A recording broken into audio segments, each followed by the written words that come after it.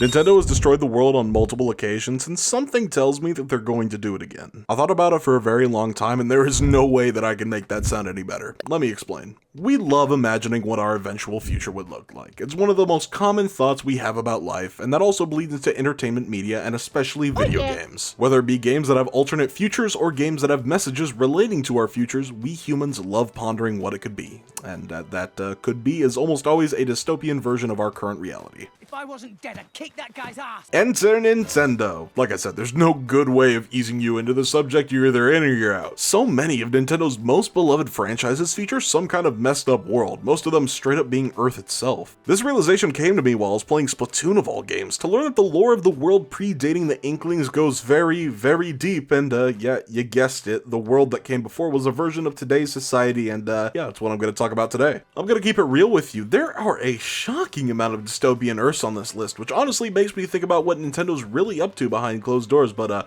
anyway, I'm probably going to miss something here, and I'm only going to go into what are confirmed versions of dystopian worlds, whether they be fictional or alternative versions of Earth. No weird fan theory stuff on how the Mushroom Kingdom is secretly Earth or something. But with that out of the way, if you guys are enjoying the content, make sure to like the video and subscribe to the channel. About 96.8% of you who watch my videos aren't actually subscribed to the channel, and therefore, unfortunately, aren't invited to my birthday party in a few months. The cake will be very delicious, I promise, so make sure to subscribe.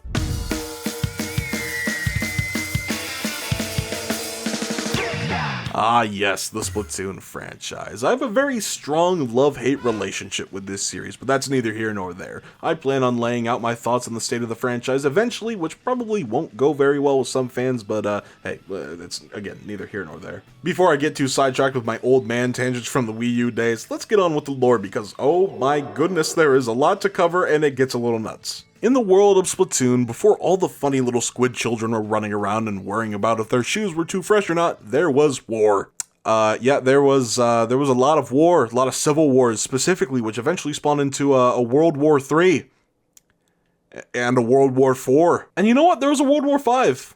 Just for funsies, you know? You know, with the advancements of today's nuclear warfare, I'm in shock and complete awe that they made it to 5 world wars without destroying themselves. Oh yeah, and I forgot to mention there was also global warming, like, ooh, yeah, it's not looking too hot for Earth. And then to cap it all off, someone was just like, man, these ice caps are the only wonderful thing that nature has to offer anymore. Let's launch a nuke at it. John, I swear to God.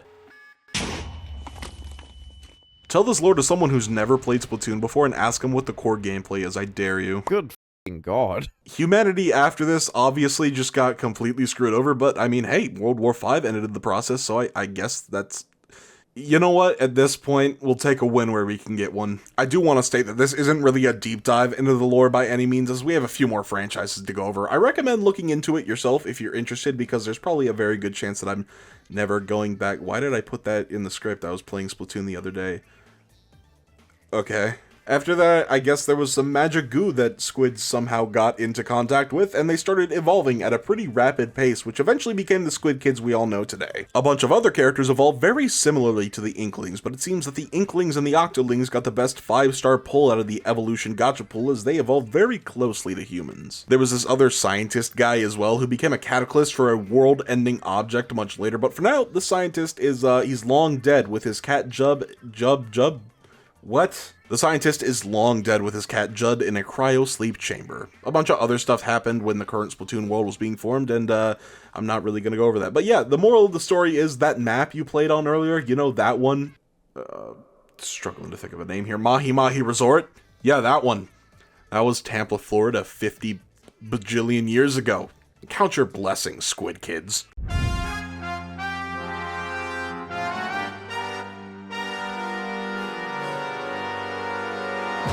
Kirby and the Forgotten Game, Kirby's first ever 3D platformer. And I'm not joking, by the way, it took them upwards of 30 years to make a 3D platformer for Kirby, but you know, it does exist. And it was so good that no one ever talked about it post-release. Look, I'm gonna be completely honest here. I think the game is fine, but oh my god, it's so easy. I know that sounds very contradictory, and it kinda is, you know, that's like saying, oh no, Elden Ring is hard. Like, yeah, I know Kirby games are supposed to be easy, but it kind of crosses that line of it's so easy to where I don't have to really think about what I'm doing, and then it becomes a little boring.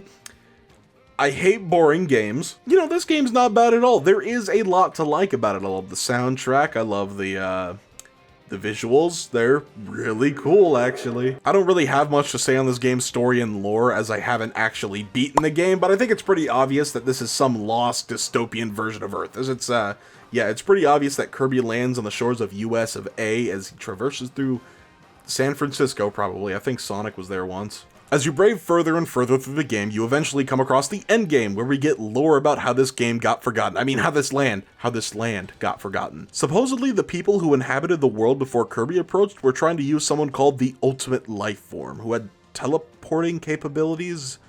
Shadow the Hedgehog, is that you? Kirby games are very well known in the gaming community for the drastic shifts in the story tones, and this is really no exception. I'm not much of a Kirby fan myself. The only real Kirby games I ever finished were Epic Yarn and Return to Dreamland on the Wii respectively, but I'll give credit where it's due. The lore gets pretty crazy, and I actually really like that about Kirby. As much disrespect as I throw the franchise, due to my own personal bias, I like that there's usually something for everyone in these games, regardless of your skill level. God, do I secretly like Kirby?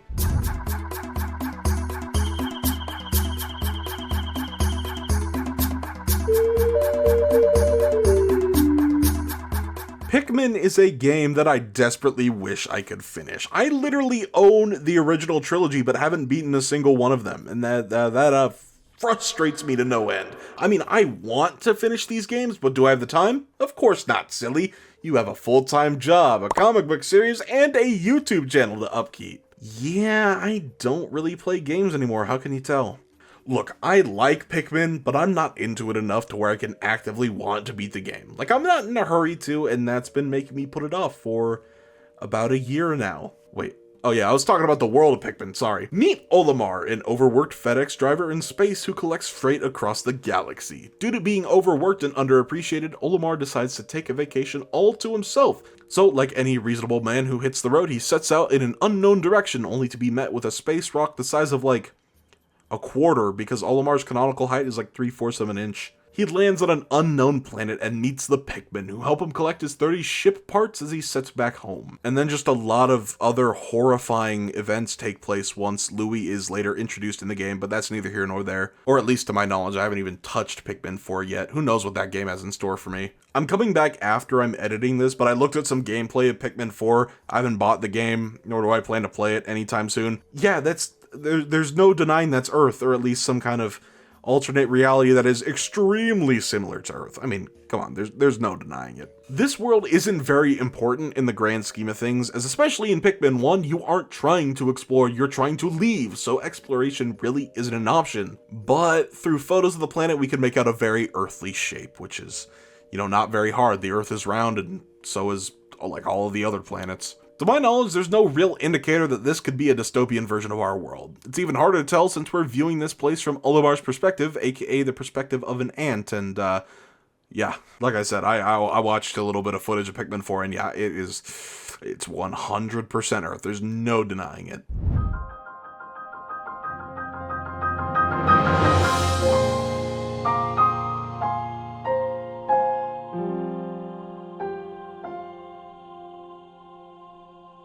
The Legend of Zelda Breath of the Wild, one of the most revolutionary games to ever exist, and a game you're probably tired of me talking about all the time and how awesome it is. This game is massive, with an amazing open world to explore, and the land of Hyrule is pretty much the main focus in this game as Link wakes up from being asleep for 100 years only to come out to a broken and dead Hyrule. This version of Hyrule is long gone, as the Calamity Ganon 100 years ago took form and destroyed everything in its path, killing all the champions, taking over the divine beasts and guardians, and also damn near killing Link in the process, until Zelda awakened her sealing ability and went to go fight Ganon alone for 100 years straight. But the damage was done. Hyrule is completely destroyed, and as you can see as you travel throughout the world, that nature has started to heal somewhat, but the people haven't. Only a few Hyrulean settlements remain, as when the calamity struck, most of the living Hylians fled to Hateno village. The land isn't necessarily ruled by Ganon per se, as Calamity Ganon is a very primal being, but essentially controls the world unknowingly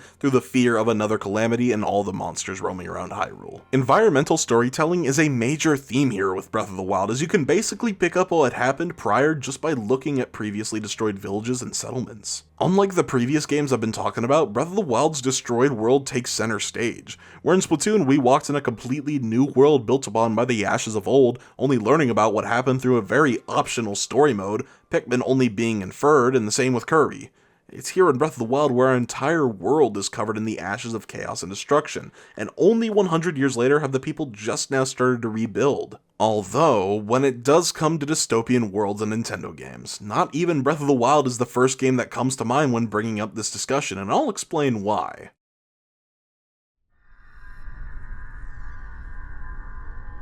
Director, the beanstalk cannot hold! We have no choice.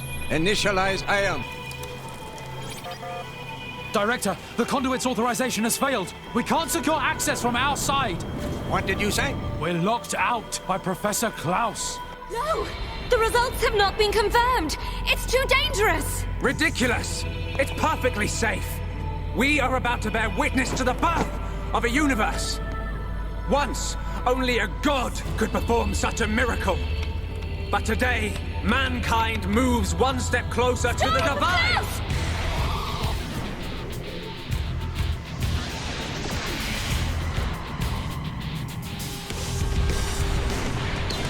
Out of every dystopian world published or made by Nintendo, the world of Xenoblade Chronicles is by far my absolute favorite. Games like Splatoon and Pikmin are very dismissive of the world that came before them. You could not know the history of the game's world and be able to play the games just fine. Same thing with Breath of the Wild and Kirby and the Forgotten Land. While their stories go a lot further into the broken worlds, it only lasts for a single game. How about an entire series spawning from one man's selfish wish to create an entirely new universe, destroying his own in the making? In the beginning, the world was a vast and boundless sea. But then, two titans came into existence and were locked into a timeless battle. The Bionis and the Mechonis.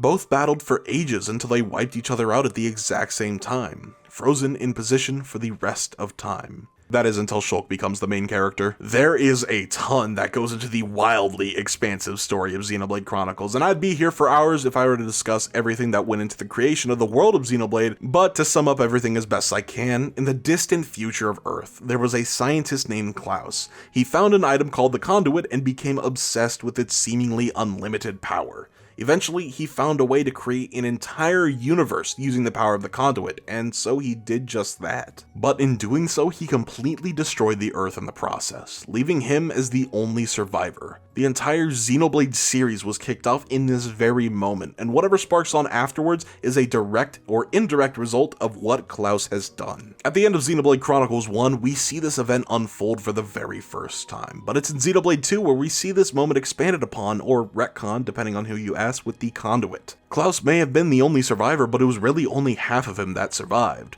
the other half taking shape in the new world he so desperately wanted to create, and that's eventually what became of Zanza in Xenoblade Chronicles 1, where Klaus remained in his original, destroyed world which would eventually become Allrest in Xenoblade 2 thousands of years later. We even get to see the ruins of this world at the bottom of the Cloud Sea towards the late game of Xenoblade 2 when Rex and the rest of your party get stuck down there. The Land of Martha offers amazing foreshadowing in Xenoblade 2, as it offers more questions than answers after one of the best cutscenes in the entire game. It keeps you on your toes as you travel the area and fight mysterious creatures which eventually are revealed to be originally human. You even get to find Galea's ID card. The texture is hard to make out, but it's unmistakable as she wears it in the beginning of chapter 10. Galea is the girl that eventually becomes Lady Maneth, the soul of Mechonis and the one to inhabit Fiora's body in the first game. The entirety of Allrest in Xenoblade 2 was made off the decaying land of the world prior, on top of the Cloud Sea, as even the Beanstalk, the space station that originally helped Klaus's experiments, has been overtaken by nature and what would eventually grow to be the World Tree. A large part of why I love Xenoblade Chronicles this much is because of the amazing world building and lore that the series builds up, and the fact that Klaus's decision at the end of Xenoblade 1 connects into Xenoblade 2 to create something entirely new